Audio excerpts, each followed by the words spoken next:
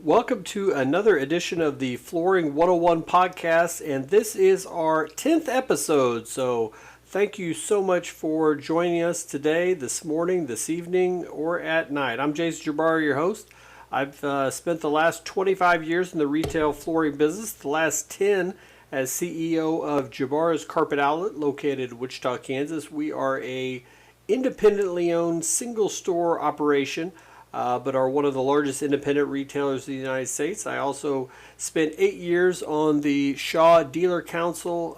Love working with independent retailers from across the country. There's 100 different ways that you can do the retail business correctly, and I've seen a bunch of them. There are some great owners and operators out there. But if you are in the retail flooring business and you are experiencing issues, or you're thinking about getting into the retail flooring business, this is the podcast for you. And as always, it is absolutely free to listen to me. Sometimes I am surprised that people tune in to hear the sound of my voice. So today, though, is an awesome day. We're celebrating our 10th episode, and we are continuing kind of the last chapter of our Flooring 101 intro section and the retail flooring blueprint that we've been talking about for the last 9 episodes leading up to this episode.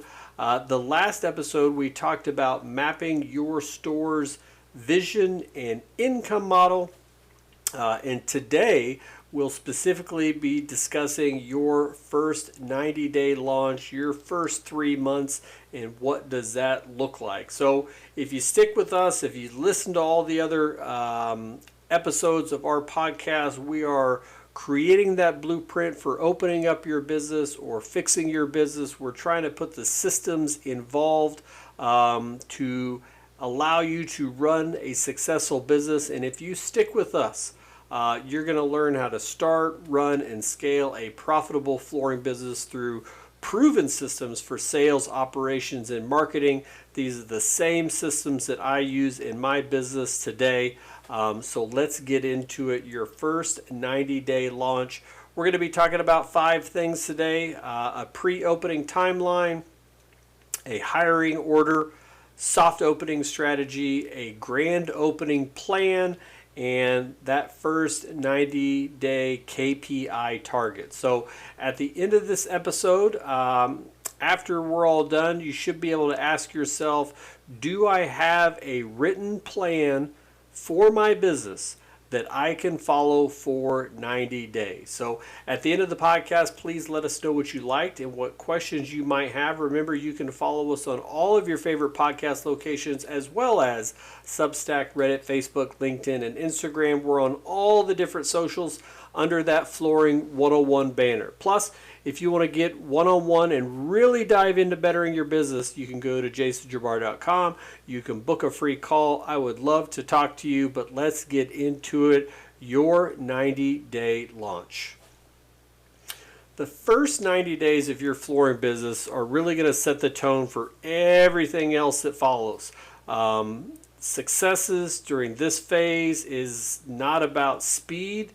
It is about sequencing, and this is what we've been building towards, answering all of those questions over our last 9 other podcasts. So your opening and pre-opening timeline should begin with securing the right lease, and then immediately moving into a disciplined build-out schedule that aligns with your budget that you've created and the brand positioning that you have in mind for your business. And at the same time, your vendor setup must happen in parallel with the opening of your business, not after the fact.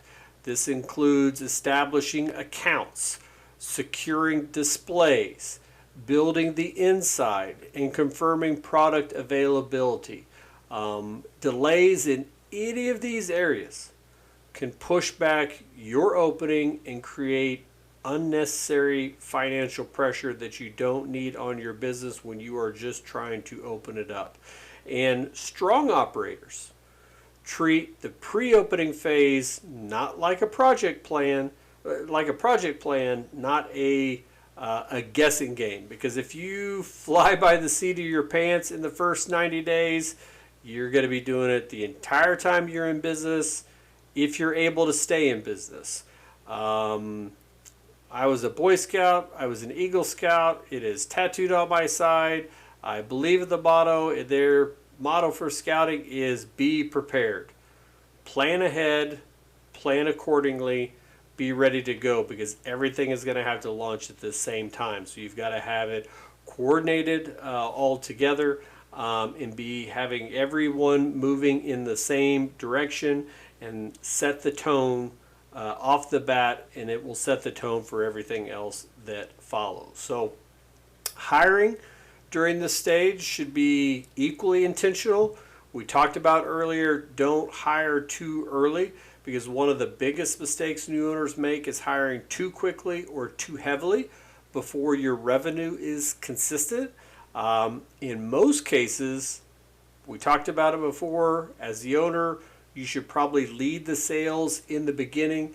This not only controls your payroll, but allows you to kind of refine your sales processes firsthand, figure out what works, what doesn't work, get it written down. And your first hire is typically going to be a sales rep once the lead flow justifies it, followed then by probably administrative support to handle scheduling, ordering, customer communication.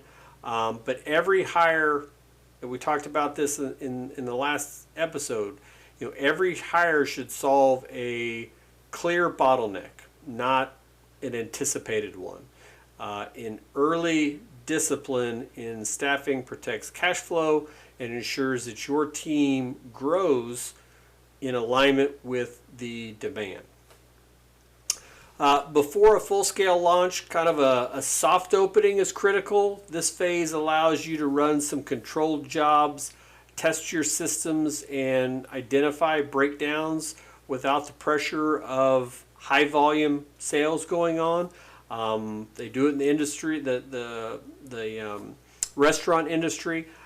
You're able to test your front of house and how it coordinates with your back of house. So it's where you're going to refine your sales processes. You're going to validate your pricing and stress test your operations from measurements to installation to the final payment. So do that during your soft opening.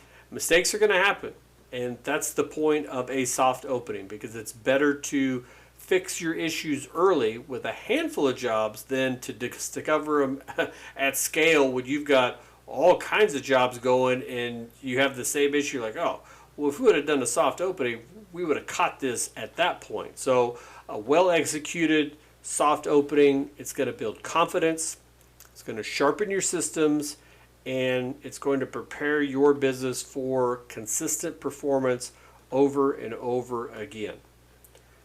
After your soft opening, your grand opening should be treated as a strategic event, not just a date on the calendar. This is your opportunity to generate momentum through whether it's a compelling promotional offer, targeted local outreach, partnership announcements with realtors, builders, or designers. All your socials should be set up and should be running at this point. So, but beyond the excitement, your focus must remain on a measurable performance.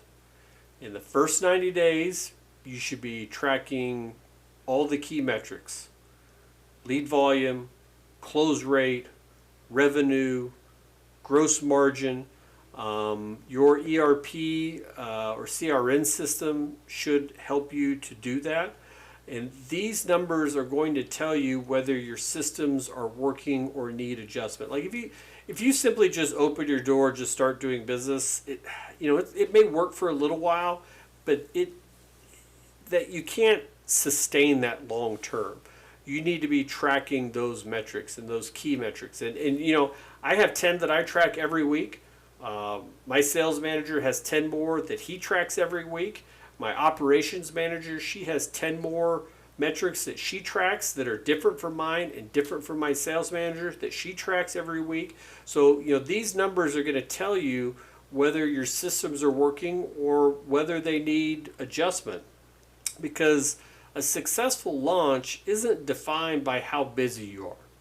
It's defined by how profitable and repeatable your business becomes from day one. And if you are prepared beforehand for day one, then you can repeat it and your business is going to be going smoother because you prepared for it than just flying off the cuff. So, the question that I would think of at this point now, as you get ready to start your 90-day launch window, is do I have a written plan for my business that I can follow for 90 days? Do I have that blueprint created? Do I have those processes down on paper that I can follow for the first 3 months of when I open? If the answer is no, now you have homework. If the answer is yes, do they meet all the criteria that we've just talked about for the last 10 minutes? So have that pre-opening timeline set. You've got your lease signed. You've got your build-out schedule enacted. You've got your vendors all set up. You've got your computers. You've got your work areas. You've got everything in that build out, where you're going to put your inventory, where the displays are going, how they're going to be displayed. You're not putting anything unnecessary into your business. Everything that you have in that build out has a specific purpose to generate business. You've got all your contracts signed with your vendors. You've met all your reps. The displays are all delivered. Get that timeline down on paper before you jump into that first 90 days, because all that pre-stuff has to do, get all your socials set up, your emails, your CRM, your ERP, your computer system, all that stuff needs to be set up ahead of time. And now you're ready to start those 90 days. So pre-opening timeline is ready. Now you can move into your hiring order, your first sales rep versus the owner selling. You're going to have to decide on that. Do you need any administrative support? A lot of this we've talked in previous podcasts is going to be based on where your business is located, what type of area. Are you a high traffic volume store versus a curated store? What type of model did you choose that we talked about in one of the first podcasts? Do you need an admin? Do you need a warehouse? Do you need other sales reps? Do you need an estimator? All those jobs will kind of start to define themselves based on your productivity as a business, but decide on that hiring order. Have that soft opening strategy, some controlled first jobs, test your processes, adjust those processes based on the testing, try it, fix it, try it again, fix it, so you can get your processes down. And then in that soft opening kind of controlled environment, and then you can move into your grand opening. Get out a promotional offer, reach out to your local newspaper, magazine, builders, realtors, interior decorators, whoever you've designed this business for is who you need to be reaching out to. Align all of your socials with it, get that local outreach. Have those partnership announcements. Let them know that you're coming. Have them let their people know that you're coming. Create this grand opening feel depending on where your business is and the type of model that you've chosen to open up. But make sure it's intentional in what you do, that people know about it. You're only going to open this business one time. So make it special. And once you've decided on that, now you can look at those first 90 days. What are your KPI targets? What leads are you expecting on a weekly and monthly basis? What's your close rate going to be? Look at the revenue, your gross margins. Keep all those metrics in mind and really check those metrics on, we do it on a weekly basis.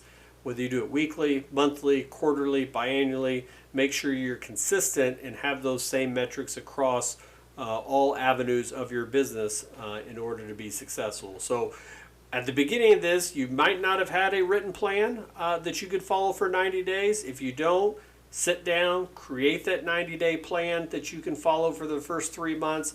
Get all the stuff taken care of ahead of time, your pre-opening timeline, your hiring order, your soft opening strategy. Get into that grand opening plan, and then once you have that grand opening, those first 90 days, target those KPIs, look at all that stuff, and move forward with your business. So let us know what you liked and didn't like, and what questions you might have. Remember, you can follow us on all of your favorite different podcast locations like Spotify and Apple. You can see us all across the socials, whether it's Facebook, LinkedIn, Instagram, Substack. We're on all of them under the Flooring 101 banner. If you get to the point where you want some one-on-one time and really want us to dive into bettering your business, or you have some specific questions that are unique to your business, you can always book a free call with us. You can shoot us a message. We're at jasonjabara.com. I would love to hear from you. The next time we jump on this podcast, we're going to be talking about we built this flooring blueprint with these first 10 episodes, giving you kind of a step-by-step blueprint into opening your business. And now we're open. We're going to be open for these first 90 days. So now we're going to start really diving into that next chapter, to that next section of your business. And we're going to be talking about the retail sales mastery of your flooring store and how to master a retail sales environment. So until we meet again, it's been an honor to talk to you. We are 10 episodes in, and we are going to continue to build this podcast as we hope to continue to help you to build a better business. I'm Jason Jabara, and I'll see you next time on the Flooring 101 podcast. Thanks.